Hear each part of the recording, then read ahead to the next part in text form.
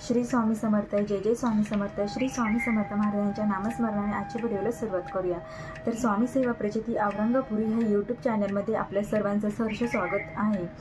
तर काहींच्या कुंडलिकेमध्ये प्रखर असा कालसर्पदोष असतो। तर कालसर्पदोष हा कमी होण्यासाठी, त्याचा प्रभाव कमी होण्यासाठी काही छोटासा असा उपाय आहे। तर ज्यांच्या कुंडलिकेमध्ये कालसर्पदोष असतो तर ते आपल्याला बरेच काही अडचणी येत असतात। शारीरिक अडचण, मानसिक अडचण, लग्न जमत नाही, आर्थिक अडचण, जॉबमध्ये अडचण येते आपल्याला, अशा बरेच काही अडचणींना आपल्याला सामोरे जावं लागतं। तर आपला हा जो कालसर्पदोष आहे तो त्याचा प्रभाव कमी होण्यासाठी आपल्याला एक छोटासा असा उपाय करायचा आहे। तर तो उपाय केल्याने आपला जो कालसर्पदोष आहे तो निघून जातो आणि आपले अडलेली कामं मार्गी लागतात। तर असा एक छोटासा उपाय आपल्याला करायचा आहे।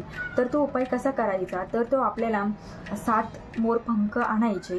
तर ते आपण झोपतो आपल्या स्वतःच्या उशीखाली ते 7 मोरपंख आपल्या उशीच्या कवरमध्ये ठेवायचे। 7 दिवस ते तसेच राहून द्यायचे, त्याच्यावरती 7 दिवस झोपायचं। तर ते मोरपंख 7व्या दिवशी काढायचे आणि पश्चिम दिशेच्या भिंतीला ते चिटकवायचे।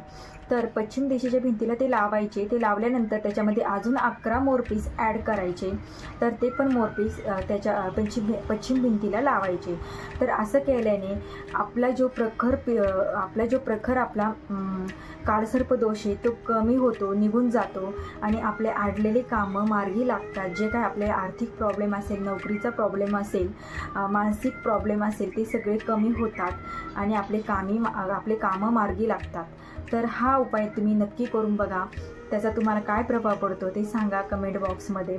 आणि तर भेटूया परत एका अशाच नवीन व्हिडिओसोबत, नवीन माहितीसोबत। तोपर्यंत तुम्हा सर्वांना श्री स्वामी समर्थ।